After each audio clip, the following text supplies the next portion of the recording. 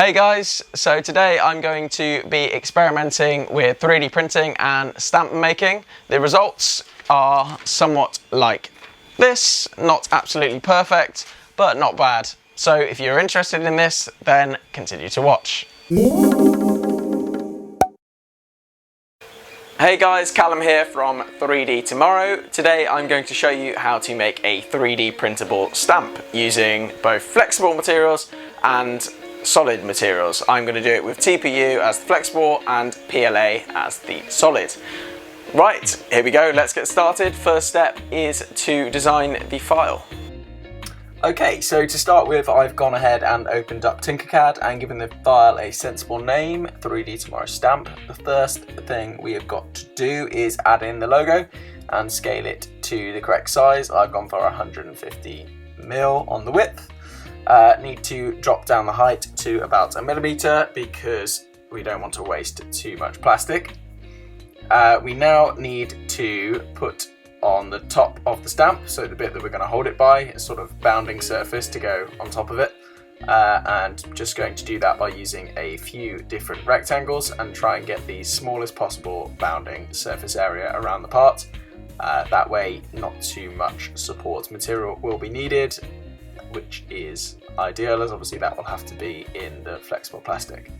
Also going to add a small handle to the print just because it's quite thin and the ink pad is a bit messy, so using a handle hopefully I can avoid too much mess. Group it all together, check it all looks fine, which it does, and then we can export it ready to print. Okay, so I've gone ahead, opened up the slicer and added in the 3D Tomorrow stamp.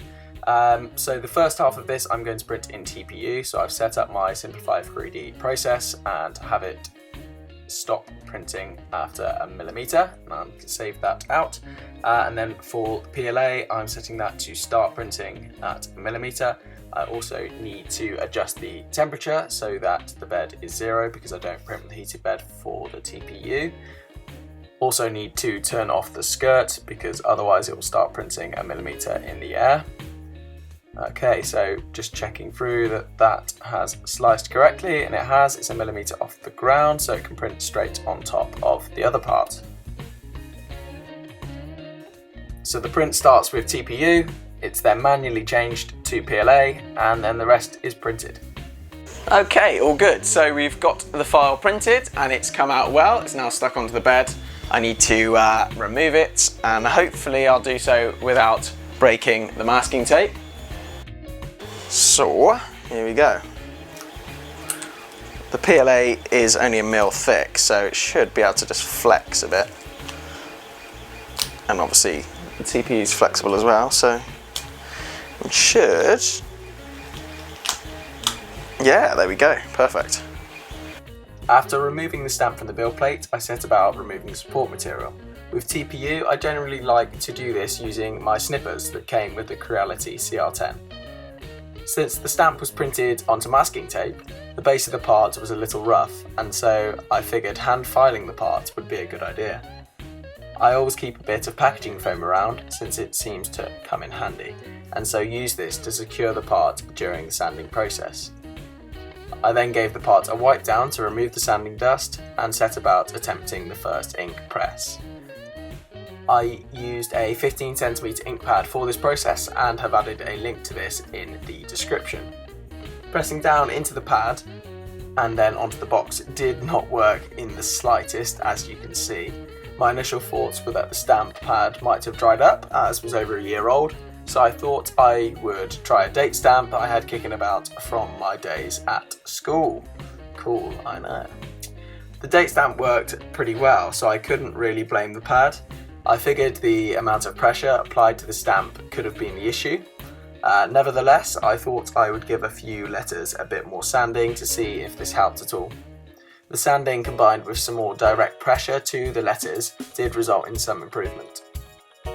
Since the sanding did seem to help, I thought the use of an electric sander might be more efficient than hand sanding, so I used my orbital sander armed with a 40 grit paper. Cool, So that's sanded now. Then I wiped the part down as before to get rid of the dust. I first tried this newly sanded stamp onto a hard surface and the results were far better than they had been before. Yeah, already a lot better. Still not quite perfect, but you know, it's going in the right direction. I'll just try again. I really should put my gloves back on because my nails are already gone disgusting. Do apologise. Okay, so let's just do another one of them because that did seem to go quite well. Yeah, a lot better. Still not perfect, but we're getting there. I also tried the stamp with a layer of foam underneath. The idea behind this being that the foam would provide more cushioning for the paper to flex around the stamp. However, these results were arguably worse than the hard surface. The results after sanding and applying more pressure to the stamp had been better, so I thought I would give the box another attempt. I've really pushed down hard on this one. The overall stamp could at least be made out this time, however the stamp severely followed the corrugated pattern of the box itself, which I thought was an interesting observation. Let's try some more sanding. Following more sanding of the part, I tried another attempt. The results were slightly better, however since the TPU section was now thinner, some of the PLA supporting the TPU was starting to leave a mark when the stamp was used. The uneven TPU base means that sanding is a must for making a stamp. I would also recommend making the TPU section a bit thicker than the 1mm I used to give more room for sanding and so that PLA doesn't show up when you're doing the press. You can see that the stamp did not evenly pick up the ink and this is visible when pressed down, so it could be worth experimenting with materials other than TPU for the stamp face. Okay, so after a bit of a break, I've had a ponder and I think I've got an idea that might improve the stamp. So one of the issues I was having was it was difficult to get nice coverage all over the part, and I think that's because it was quite thick. So what I've done is I've taken my logo and made a thinned down version of it, so it's just the edges like that. I'm now going to turn that version into a vector. So let's do that.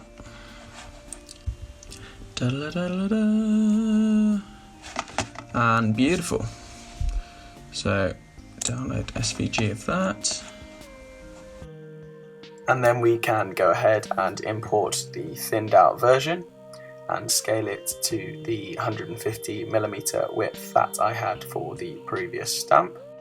Now, one of the issues I pointed out with the first stamp was that there was too few layers of TPU, and so especially after sanding and when pushing down hard on the stamp, I was finding that the PLA backboard was actually starting to show up in the ink press, and so to reduce this effect I'm going to have to make the TPU thicker.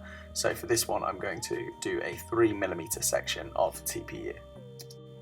I can then go ahead and move up the previous stamp so that that sits just on top of that extra layer of TPU, and this will also help with reducing the amount of support material needed, as obviously the previous stamp follows the outline of the new thinned out version exactly, and so bridging is possible for these sections.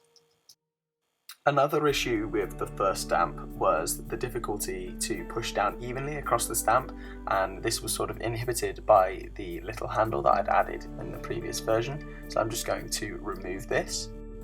I'm then going to increase the thickness of the backboard, as this will help increase the distance away from the actual ink pad and mean that you can push down quite hard without getting a load of ink mess on your fingers. That's all looking pretty good now, so I'm just going to select all those pieces and group all the files together.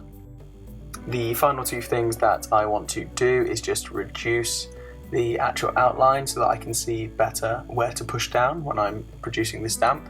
So I'm just using two rectangles and chopping out the edges by the D there to give a better outline. The second thing I wanted to do was add in a handle. So to do this I'm just going to use an upside down triangle like a little cheese wedge and stretch that across the length of the part. The two edge sections that aren't covered by the handle can just be manually pushed down by hand. And there we go, let's get it ready for printing. As before, the first section is printed in TPU filament. It's then changed over to PLA and restarted onto the second file to print the backing. So I've been stamping away for a little while now, comparing the different underlays you can put under the paper to see what produces the best results. As you can see, some of these are actually pretty good, in fairness. For example, this one here and this one here has produced some quite nice results even with the version 1 stamp. These little artifacts here are just produced from having too small layer of TPU, and if this was increased, the results would be even better. So I started with a hard surface underneath the paper, and then also tried packaging foam and packaging foam with a sandwich layer of paper as well. I found that in the end, having some paper in between what you're actually stamping on and the surface underneath provides just about the right amount of cushion. As you can see, this one here was done with a wad of paper like this, that underneath it, and then onto the rubber mat. And this one here was done in the same way, but rather than the rubber mat, it had a hard tray surface underneath.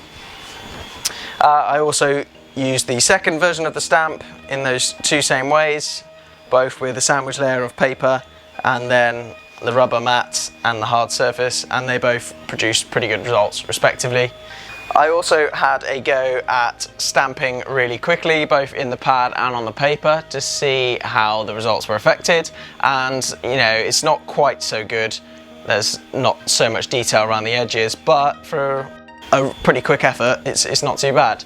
Yeah, the takings I have from this is that you wouldn't be able to stamp on anything where the surface underneath isn't even itself. This one here was done directly onto this rubber mat, and as you can see, it's got a sort of texture to it anyway, so that comes out in the stamp, unless of course you wanted that to come out in the stamp and you were doing some sort of art piece. The same is present in boxes where they've got this corrugation.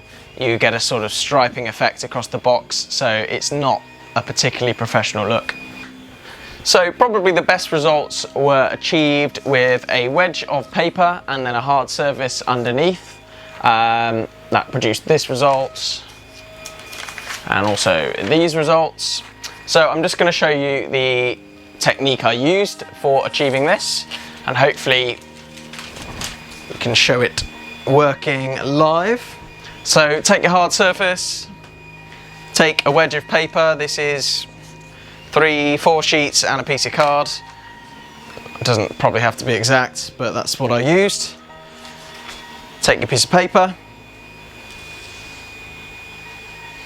and stamp pad. So I took the stamp, pushed it into the pad all the way around, like so,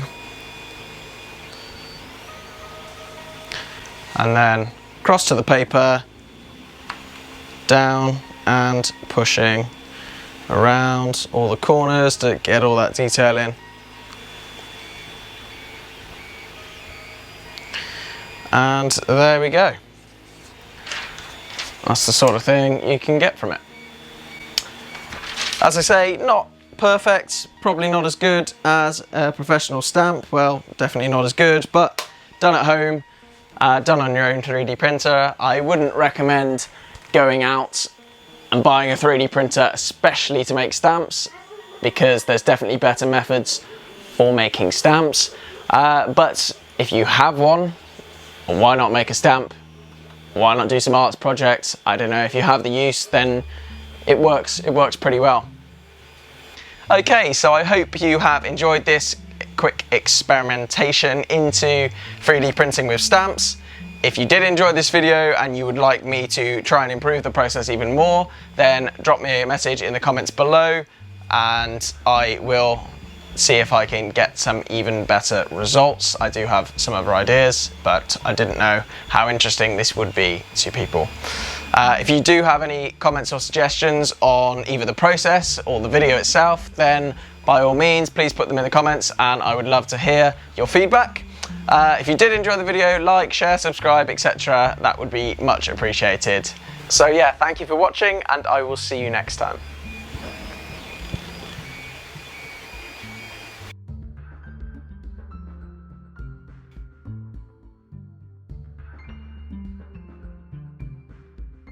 From this process, I'd just like to share a few stamp making guidelines. Number one would be to outline the stamp so that you can see what you're pressing when you're pressing down.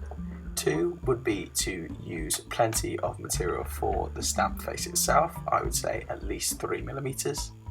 Three, smaller stamps will be easier to work with, so if you can either make your stamp thin and outline like I did in the second version, or just use a smaller piece, that would be good.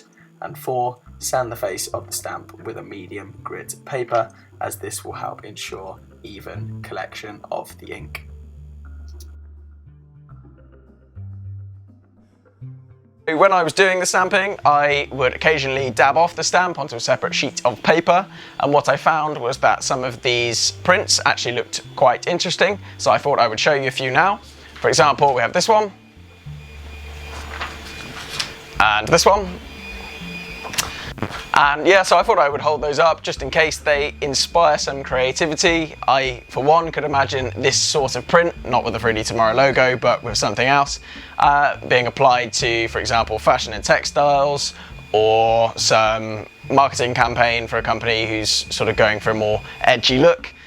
So yeah, they might inspire some creativity.